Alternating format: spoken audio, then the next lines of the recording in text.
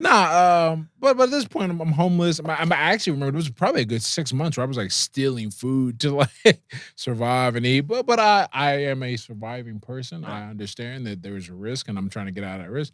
So I got a few like rinky dink jobs. Worked at GameStop, worked at Science Center, worked at Starbucks. Yeah, I did all the things. I worked for a Yeah. vending machine company. I worked for a moving company. Oh Worst yeah, job I ever had, Lowe's self-checkout. Because a hardware store and self-checkout just don't go together. man. Yeah, you basically just taking time. I mean, just eat it up. But during this time period, I'm also like developing a bit of sour grapes syndrome.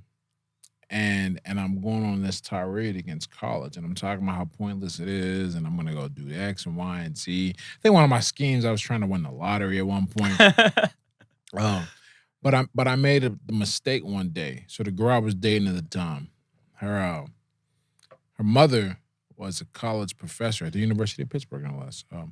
And I would talk to anybody about my views on college that I could, including a college professor.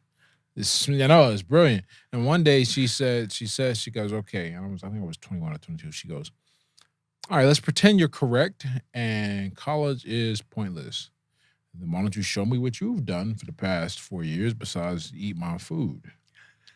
And threw me out. And I went home and I cried because it hurt, because she was right. But you take a moment to shed your tears and you go, okay, well, what am I going to do about this? And I realized she was correct. I had nothing to my name, nothing to say. If I died, what were they going to write in my obituary? He played football and drank a lot. There you go, right? So I said, what am I going to do? And I narrowed it down to two things. And one was the military, or YouTube had just come out big around this point, and they put videos up, and I was like, oh, fighting, that looks cool. I can do that. And I looked and I went back and forth, and I said, well, if I do the military, then I got to leave. And I was still kind of emotionally stunted, not really ready to go away. That was one of the issues with college. Plus, I just didn't want to get shot, man. Like, that's just the truth. He was just going in Iraq. Well, and you had avoided being shot for the first 18 years of your right. life. Like legit avoid it, man. Watch drive-bys. I got the whole tuck and roll game down, man. So I said, I'm gonna do the fight thing. And so I went and found that I found that just the gym and started training. And my mentality when I started, I said, I'm not gonna quit.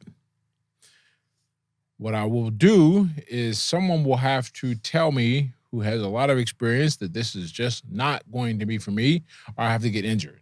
But I'm not gonna quit. We'll just see what happens if I just consistently go. So I went into the gym. I was 22, 23 or 22. I knew where I was living when I started fighting. So I was 22. Wow. I've been trying to figure out exactly how old I was for the longest time about when this. you started fighting? And I know I now know I was 22. And so it was either 22 or 23. Well, I'm glad you came on the show. So 22. And I started going, and I had, a little success. I knocked the kid out my first fight. And I just kept going and going, and take the losses, the gains, the losses, the gains, the losses, and I just keep getting a little better, a little better, a little better. And one day, I reached an interesting kind of plateau, and I had to make some changes. And when I made those changes in my career, then it really skyrocketed. I won the state title, 2011 for Pennsylvania. Then I went to the national Golden Gloves, and I placed. I think I had like a 6th place finish. So this is amateur. It's amateur. And then once that happens, I get recruited by a group. That's why I lived in LA, because there was this group out here running. It was called All American Heavyweights, and they were trying to take former Division I athletes and turn them into boxers. Yeah. Well, I had beat the guy that they were investing. When I tell this story, I always go, that whole luck is when preparation meets opportunity is like so true. Because I trained, like one time I was like, oh, I'm going to nationals. I trained my ass off. I mean, like more than I ever had probably at that point. And, I was ready for anybody. I had no idea in the first round I'd draw California. And California was represented by a guy named Dominic Brazil, who ended up going on to represent us in the Olympics, fought for the world title twice against Wilder and what's that other guy? Anthony Joshua. They look legit athletes, 6'7", played pro. for like a season, but still made it to the league, you know. Oh, NFL. Yeah. And we fought, and when we met, I beat him 4-1, and they were just taken aback, his people, because they had tape on like everybody, and just that level where my ability went from nothing to where it was, or rather my plateau, I finally broke through it. They didn't have anything on me prior. That was my first national experience, and I went on and fought 2 more times, and then the last night, the guy, I think his name's Paul Kane. He's like, "Yeah, man, great job. You want to come out and check it out? See how long you last?" Because they were cutting cats. Like, Yeah. there was no guarantee. Just they brought me out there, I was going to stay.